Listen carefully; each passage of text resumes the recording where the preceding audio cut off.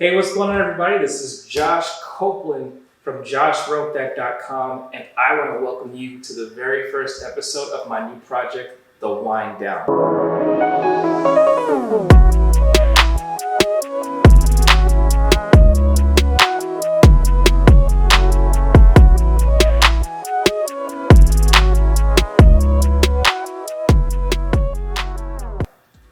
I'm super duper excited to have you guys here because literally all we're going to be doing is just kicking it over a glass of wine and talking about our stories and our ups and downs and what we learned throughout the day. This show is mainly for entrepreneurs, but really it's for everybody who wants to make money doing what it is they love to do, their passions even. And there's one thing that I realized. When you're following all these entrepreneurs, all these big leaders, all these big gurus, all they do is talk about the grind and hustling and, working 26 hours a day. And that's all good and gravy when you're really hustling and you're on your path and you're on your mission and your purpose in life. But they never ever talk about the yang to the yin. You know what I mean? They never talk about the time that it takes to recuperate, to relax, to chill, to kick it. And so that's why I created this show, because I'm also an entrepreneur, and I'll get into that in a few minutes here, but I wanted to create a space where entrepreneurs can kind of just sit after a long week of hustling, grinding, closing deals, closing clients, crushing their projects, dominating their mission, purpose in life, and just kind of chill with your boy. You know what I mean? That's kind of what I wanted to do here, because I've always wanted to watch a show like that, and on top of that, I absolutely love wine. Speaking of wine, I am going to start off the season or the series with probably the most beautiful named wine ever, the Josh wine. JC, we have the same initials, but Josh Cellars. It's not as classy as Copeland, but it gets the job done. This is a cabernet sauvignon. I'm gonna go ahead and open it for you guys. By the way, as we get more episodes in, because this is the first episode, I highly encourage you guys to have, a glass of your own favorite wines. I'm still learning how to work this thing. It's not even, it's not even charged. That's the cool part about this show, is that there's, bloopers beyond reason. But although I'm not a connoisseur, I'm not a sommelier yet, I do know how to open old school. This is how I normally like to do it.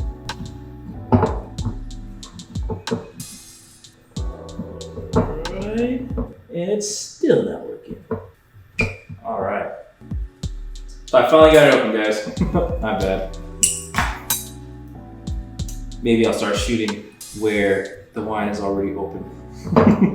Save some time. But hey, you don't have anywhere to go. I don't have anywhere to go. I did my projects for the day. Did you?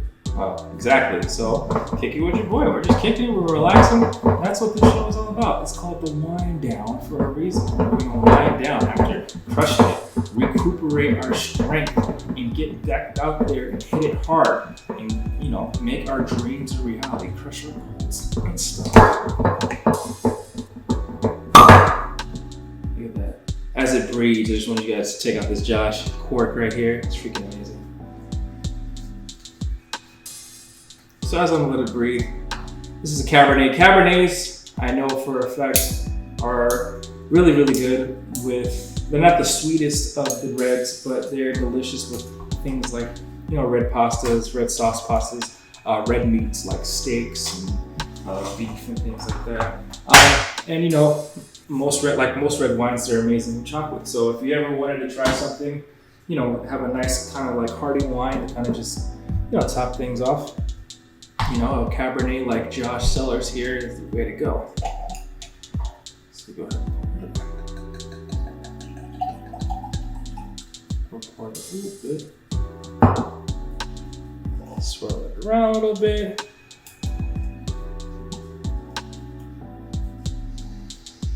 Yes, this is a good one.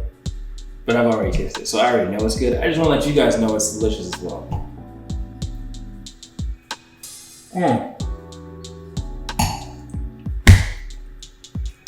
Yes. This is going to be a great episode. At least I think it's going to be a good episode. You can think whatever you want. So, for those who don't really know who Josh Copeland is, I probably should let you know who Josh Copeland is.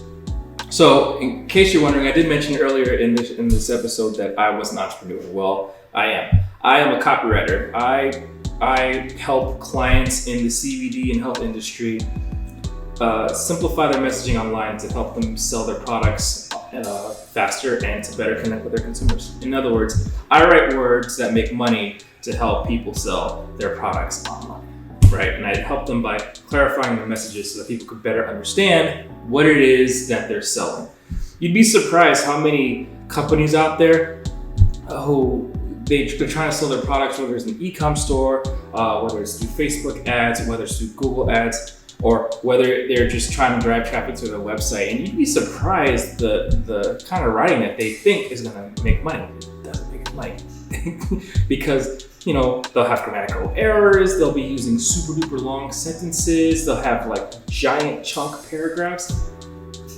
And you're not going to get anywhere with that, because when you think about it, when you were in school, did you enjoy reading giant textbooks? No, I didn't. It's like reading a dictionary. No one wants to do that, right?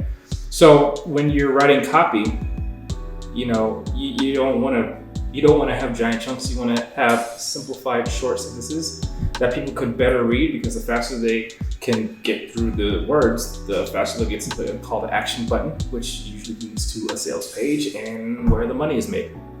So clients in the health industry and now in the CBD industry, they pay me big bucks to be able to do this kind of stuff for them. And I absolutely love what I do. I've been writing for a very, very long time, and I can honestly tell you that living the laptop lifestyle is the dream come true. And the best part is I'm only getting started. But what's even better is if I can inspire people, whoever's watching this, if you're not already doing what it is you love, if I can inspire you through the show to give it a shot, just whatever you want to do, just go all in, burn the boats and just go all in with what it is you do, what you're passionate about, and you start making a living doing that, then this show, this podcast, this whatever it's going to be, it's done its job. And that's kind of that's why I wanted to create it. I created it for you. I want to inspire you to be able to live your best life, So how did I get started with copywriting? Well, just to be a little vulnerable, transparent, right? That's all I'm all about. I started copywriting, I remember like it was yesterday.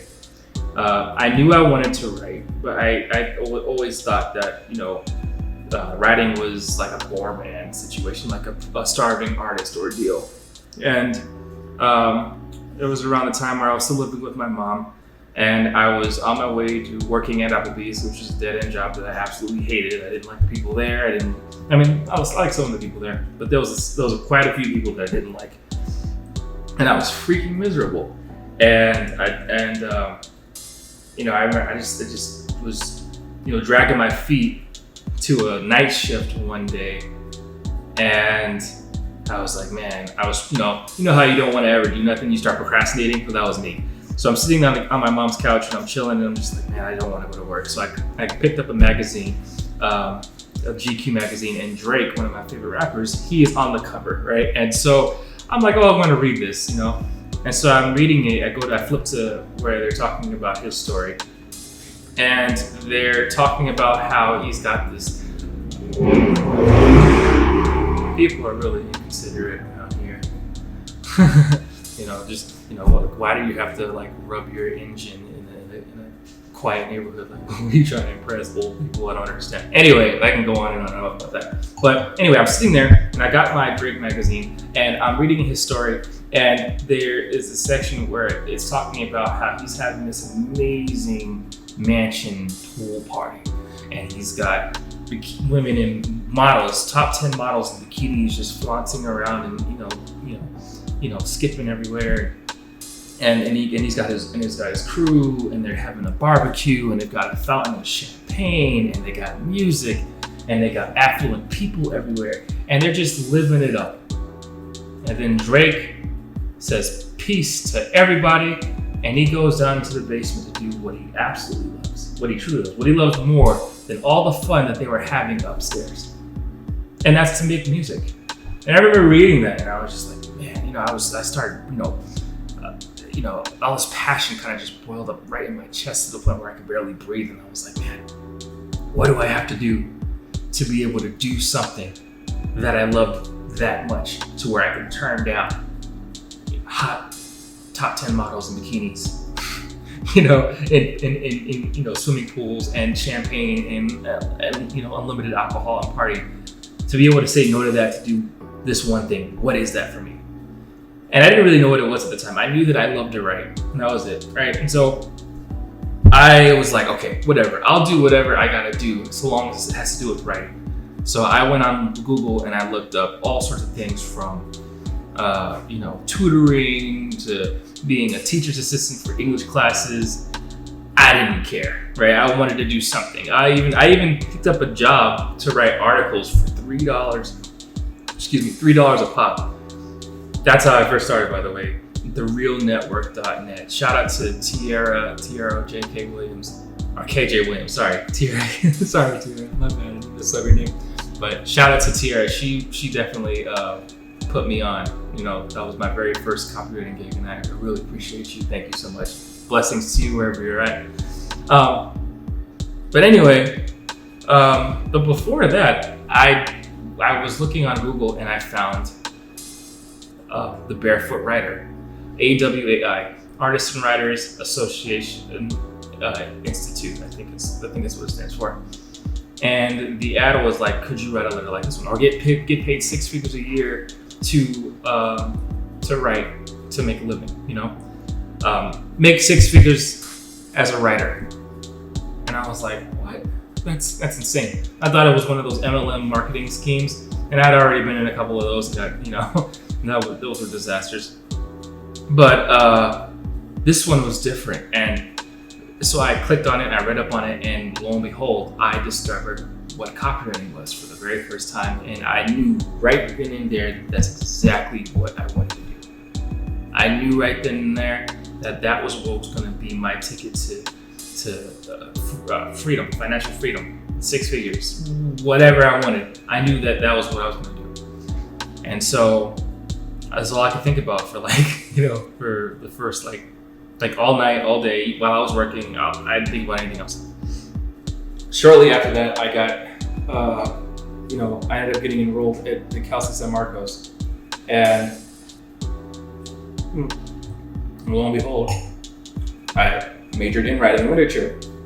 But what they were talking about, when you go to school and you're trying to be like a writer, they don't talk about copyright. I don't think they even know what copywriting is. And I remember going to a couple of professors and asking them about, how to make a living as a writer. And one of them, I remember specifically, she was like, if you want to make money, if you ever want to make money as a career, if you want to have a lot of money in your career, writing is the wrong major to be. You have to really love what you do if you really want to be a writer. But if you want to make a lot of money, this is not it. And I remember being like, no, I don't believe you. Because I've already been exposed to writers out there. I've already been exposed to a skill called copywriting that can make you 6 figures or more. That is $1 billion industry that almost, in fact, every business in the world needs, because it's a form of advertising. And without it, your business will freaking die. You need copyright.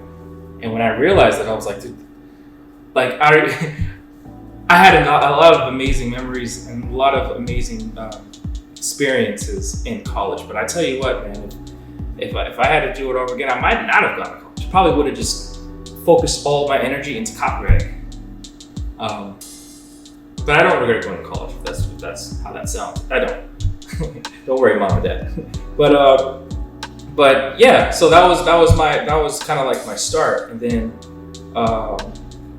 from there I kind of I was consistent. I was so consistent that even as a writing major, where you have to write a ton, I was still taking time out of my day to practice writing copy. whether that was, writing articles, which I didn't know at the time were advertorials, which I'll explain in further episodes what advertorials are. Well, I'll explain a little bit. Advertorials are basically an ad disguised as an article. Like I said, we'll get more into that in the future episodes. Yeah.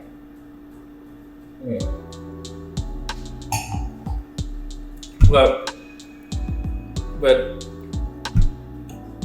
fast forward a couple of years later, I ended up getting an internship as a copywriter at this really cool, ad agency where I ended up learning more about copy, and I was kind of put to the test in a lot of things. It was an internship, so I didn't make really much money, and I was young and naive, and I messed up. I ended up doing a really, really, really bad thing, and I'm gonna drink some more wine. This is supposed to be the wine down, and I'm over here nervous. Can you believe that? I don't understand. Eventually, I'm gonna start doing lives where we can have wine together on like Facebook or something. But anyway, going back to what I was talking about the story. So I messed up, and I messed up because when you are working for a company, this is one of the hardest lessons I had to learn. When you're working for a company and you are writing stuff for them, and clients of the company that you're working for come to you for copywriting services, you don't take them, because then you become a competitor. You start to become a conflict of interest, and then you are then a threat, and then they will fire you, which is exactly what ended up happening to me. I started telling everybody that I loved writing copy, and I was so gung-ho. I was rewriting sales letters by hand. I was reading all the copywriting books from Gary Halbert to Joe Sugarman to John Carlton to Randy Gage, everybody. And a couple of company clients came to me for copywriting services, and I was like, and I felt bad about it, and I ended up going to my CEO, the CEO of the company at the time, and I felt really bad. I was like, these clients are kind of coming to me, and I don't know what to do. And he said, well, you should probably tell them that you're just an intern. Otherwise you're gonna jeopardize your job. And I was like, oh, I don't want to do that. And so I told her, oh yeah, I'm just an intern, And then I was like, oh, okay, well I did. He's like, good. And then 2 weeks later, they fired me anyway. And one of the last things he told me was, you're not even a real copywriter, and here you are telling people that you're writing all this copy and stuff. And then he literally kicked me out of the building. It was very, very humiliating experience, but I was very, it burned. Like, I'm driving in my beat up car in tears, and I just, those tears quickly turned into blue flames. I was so white with anger and passion that I was going to prove him wrong and tell him, I am a real copywriter. I'll prove it to you. And at the time, I had met this really cool guy. His name is Miles Beckler. Amazing. He's like the SEO king, content king. Like, you know what I mean? If you ever look him up, Miles Beckler on YouTube, he's amazing. He was one of my very, very first clients. At the time, I had met him at a ClickFunnels event where I just discovered Russell Brunson. I didn't know who that was. And I sat and I shook his hand. Hello, hi, how you doing? I didn't know who he was. But I met Miles there, and he was like, I told him what happened afterwards, and he was like, dude, your back is against the wall. You are in the best position ever. I was like, I just lost my job. You know what I mean? And then he's like, yeah, no, this is great. Trust me, you'll see. And it was like almost like when it rains and pours, because I was like, okay, whatever. I'm gonna find another job. I'll. And I ended up finding some job on Indeed, which ended up being a freaking Ghana print scam. It was bad, man. It was so bad. Anyway, they scammed me out of $8,000 I didn't have. I was cashing in like blank checks, or fraudulent checks. I didn't know they were fraudulent. And then the bank was like, well, you gotta pay for them anyway. Like, I was like, I'm a victim of fraud. They were like, well, we've seen worse. And I was like, what? And then I burned the bank down. Just kidding. I wanted to burn the bank down. I did not burn the bank down. Okay. But I never went to that bank again. Bank of America. F you. Yeah. So I got fired as an intern. I got scammed out of $8,000 I didn't have. I just graduated from school, so I had like literally nothing. And Miles Beckler was just there. He was like, dude, you're in the best position of your life. I was like, what do you mean I'm in the best position of my life? This is the worst position. He's like, what happens when you back up a tiger into a corner? I don't think, Miles, if you're watching, I don't think you remember this conversation, but I do. He's like, what happens when you back a tiger into a corner? And I was like, no, it fights back. He's like, exactly. He's like, you have nowhere to go but up. And I was like, okay, what do I gotta do? He said, we're gonna go to Upwork.com. I said, okay, Upwork it is. So I signed up my account for Upwork, and he's like, you are going to have to get your experience up on Upwork. So I was like, okay. So literally Upwork was the part in the movie where the hero has to get training to be really dope. That's exactly what this was, right? And so I go on to Upwork.com, and Miles, through the kindness of his heart, he then is like, I'm gonna give you 2 small projects, and then I'm gonna give you 5 stars. Because once you have that momentum, then people will start coming to you like white on rice. And then you just keep crushing for them. And the more 5 stars you get, the more 5-star reviews you get, the more projects you'll get. I said, okay, I can do that. And that's exactly what I did. And for the first 6 months, I had 100%. If anybody who knows on Upwork, you know how hard it is, if you've ever been on Upwork, to find projects, to find legit clients and all that. I pretty much went through it all. But every client that I worked with, I had 100% job completion success. I was a rising star. I went top rated in my first 6-7 months. And it was just like on it. I was on it every single day. And I did what I had to do. And I was doing, I was writing copy for pennies. I was writing copy for like $100 here and $200 there. It was nothing, right?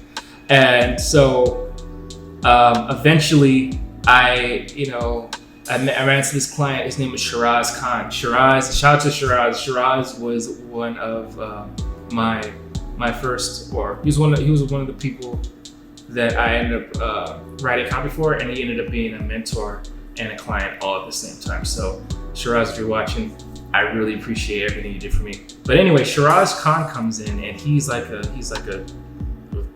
crazy copywriter. He comes in there, he's just needing help for copy. He actually friends me on LinkedIn, and he finds me on Upwork, and he's like, hey, can you do this project? I was like, cool. Did the project for him for like $500, which was a lot of money to me back then. It still kind of is. And then he was like, this is amazing, 5 stars. How about another project? And I was like, okay. I was like, okay, boom, boom, boom. How about $1,000 this time? And I was like, $1,000? Oh my gosh. I've never made that much money in my life. $1,000. That's like, I don't even know what that's like. Because I never had $1,000 before, And question for him again. Another 5-star review. And then Shiraz did probably the greatest thing that he could have ever done for me. He then introduced me to a video by my copywriting hero, Jason Capital. Jason, if you're watching this, you're gonna be on the show one day. I just want you to know that. In fact, everybody I mentioned is gonna be on the show eventually. I'm gonna get all y'all on there eventually. We're gonna sip wine, we're gonna have fun. But he introduced me to Jason Capital, and the first video was, he was talking about copywriting, and I just got hooked, and I started watching all Jason Capital's videos, And eventually I ended up meeting Jason Capital. And I was a schoolgirl at first. And he was like, hey man, at the time when I met Jason Capital, I had gone from job to job to job to job to job. And eventually I ended up finding myself writing content at a law firm. And during this law firm, I had asked if I could go to this event because I'd already planned, and they were like, yeah, sure. And I met Jason Capital, and Jason Capital was like, hey, I'm actually doing a little boot camp for copywriters, and I only have a couple of slots left open, and this is going to be the last boot camp of the year. I may not ever do it again. Hit me the whole sales pitch, and it worked because it was Jason Capital, and I was a fanboy, and it was I was so committed to going that I literally wrote an email with all of the copywriting skills that I had picked up from college to just all these books and stuff. And I wrote an email so compelling to the head of the law firm to have her invest in my education, or to invest into Jason Capital's bootcamp, that she ended up violating her own policy just so that I can be able to go. That's how powerful the email was. And to this day, I'm more than grateful. It was amazing. I got to sit down by Jason Capital and a couple of other guys. He taught me more skills. He brought his friend in, David Rabel, who was an 8-figure earner copywriter, who taught us tricks and stuff like that. And then from there, I was just, I took those skills and I just didn't look back. And I was working with clients with these newfound skills that I had, and then I was helping people make money from all over the place. And I went back and I helped Miles fix an offer that wasn't converting at all to generating over $10,000 in revenue. At the first day of launch, I helped another person generate over $20,000 with email. And eventually, Jason Capital, 2 years later, he heard about what I was doing, and he ends up taking me under his wing again. And then he ends up teaching me more things. He ends up making me his copy cub for about 3 to 5 months. And it was paid internship again. At this time, I didn't make the same mistake. I was loyal this time. And he taught me even more things that just took my copywriting level to new heights. And from there, it was the rest is history. So that's pretty much my story of how I got to here. Since then, I've been writing copy, and I've been living the laptop lifestyle. Literally, I haven't worked a job in like 2 or 3 years now. And I literally have just been writing, working from my laptop and making money and doing what I love. And now I have the time and the freedom to be able to create this podcast or this series for you, in hopes that you can take what I give you, all my stories and all the knowledge and all the value that I'm giving you right now, to maybe motivate you and inspire you to be able to do your own thing, and make money with your passions, so that eventually I can have you on my show so we can talk about your ups and downs and your fun stories and your good times and your bad times over a nice glass of wine. And that's exactly what's going to end up happening. As these episodes continue, you're going to notice that I'm going to be talking to amazing people. I'm going to be, sitting on luxury furniture. My life is going to upgrade with each episode. And it's going to be amazing because I'm going to be doing exactly what I love. I'm going to make it happen for myself. And so if I can inspire you to do the exact same thing, then like I said before, this podcast is doing exactly what it's supposed to do. I'm so grateful that you took the time out to watch this first episode. And trust me, it's going to get a lot better, especially when you're here. My name is Joshua Copeland, and this is The Wind Down. Cheers.